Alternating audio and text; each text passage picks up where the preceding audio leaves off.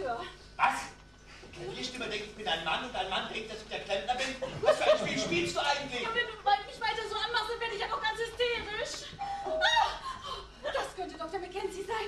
Dann hol ihn rein und bete, dass er mich nicht kennt. Also ich bete. Ja.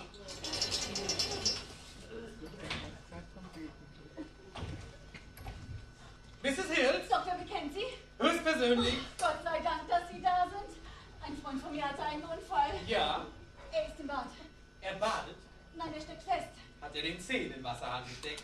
Nein, ich habe es Ihrer Sekretärin schon gesagt. Er hat sehr wahrscheinlich einen Hexenschuss. Ach, Hexenschuss, Unsinn. Auf solche Schlagworte fallen die Leute herein. Es bedeutet gar nichts. Also für meinen Freund bedeutet es eine ganze Menge. Nein, es bedeutet nichts. Medizinisch gesprochen. Sehen wir uns an. Ja, natürlich. Ach, Herr Doktor, sehen Sie fern? Fernsehen? Ja, sagen wir das Familienprogramm am Nachmittag. Zum Beispiel die Peter Raven Show. Ja, selbstverständlich nicht. Ich habe keine Zeit für so einen Schnickschnack. Die Leute scheinen sich nur noch fürs Fernsehen zu interessieren. Ja, schrecklich, nicht wahr? Hier rein, Dr. Mackenzie. Ach, hätten Sie was dagegen, wenn ich mal kurz telefoniere? Bedienen Sie sich. Habe ich da mein kleines schwarzes Buch? Ach, Sie haben auch eins? Ach, nichts. Wenn Sie fertig sind, das Bad ist hier, ja? Danke. Peter, der Doktor ist da. Na, nicht so früh, ne? Möchten Sie eine Tasse Tee? Nein, danke, ich mag keinen Tee. Ja, dann Kaffee. Wenn es denn unbedingt sein muss. Na gut, also für Sie Kaffee, für ihn Tee, ja. Ja, hallo? Dr. Mackenzie.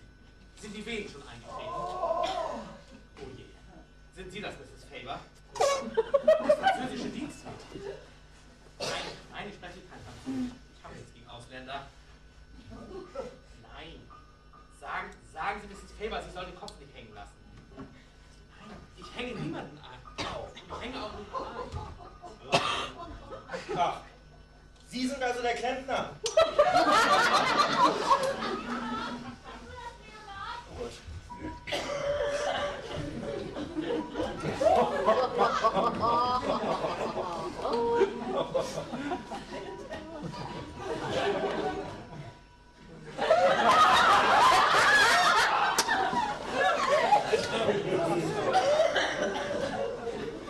Hallo? Sind Sie denn jetzt soweit? Alles okay? Ich möchte nur wissen, wie weit Mrs. Faber mit den Wehen ist. Ja, gut. Leonard! Leonard! Hallo!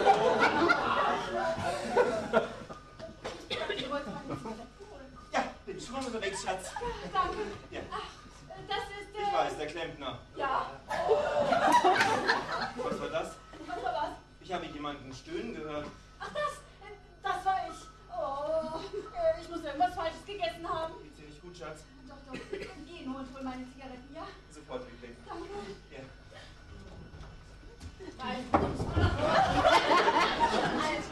Moment. Bleiben Sie, wo Sie sind. Ja, ist da niemand da? Doch, hier. Sind Sie das französische Dienstmädchen? Nein, der englische Klavierspieler. Nein, Mr. Phipps. Wer? Mr. Phipps? Ich will noch Ihre Tee, Mr. Phipps. Ja. Entschuldigung, Mr. Phipps. Nein, Hallo? Hallo? Oh, Roger, da bist du ja. Bin ich, Roger. Wer sind Sie? Nehmen Sie Ihre Hände weg. Annabelle aus Adelaide.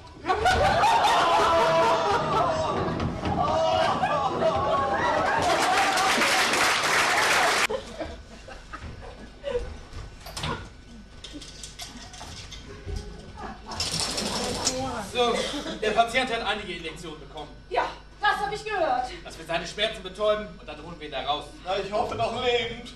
Oh, das ist einer der schlimmsten Nachmittage in meinem Leben. Na, für mich ist das auch kein Zuckerschlecken hier. Wir warten jetzt nur noch, bis die Spritzen gehen. Ja, kommen Sie doch in die Küche, Herr Doktor. Ich mache Ihnen etwas zu trinken, ja? Ein Drink? Einen Sie wieder vorschlagen? Der Kaffee ist schon fertig. Ja, Kaffee. Also, wie sieht es aus im Bad? Das ist mein Mann, ja. Ja, wir kennen uns schon. Was passiert denn im Bad? Sind Sie bald fertig? Leonard. Oder haben Sie nur drin gesessen, rumgebrüllt und Tee getrunken? Ich habe es hier mit einer sehr verzwickten Situation zu tun. Sehr verzwickt. Verzwickt.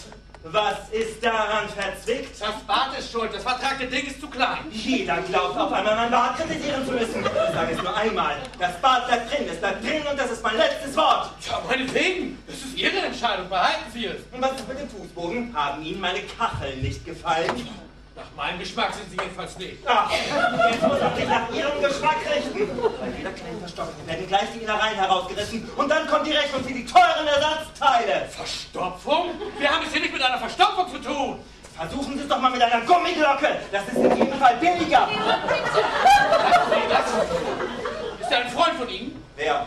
Der Bursche mit der Sonnenbrille. Der Sonnenbrille? Das ist der Klavierstimmer. Ach.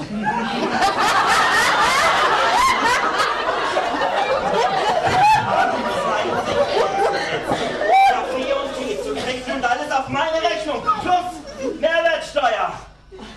Klempner.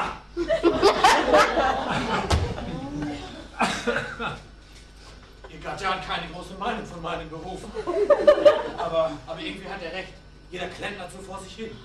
Sie müssen mir verzeihen, Herr Doktor. Er ist Pilot und er leidet manchmal unter der Zeitverschiebung. Ja, aber ich wusste nicht, dass man davon so angriffslustig wird. Herr Doktor, ist ja gar nicht gut. Ich muss mich mal hinsetzen. Nein, nicht da! Um Gottes Willen! Ich wollte doch keine Wiederholung des australischen Zusammenhangs.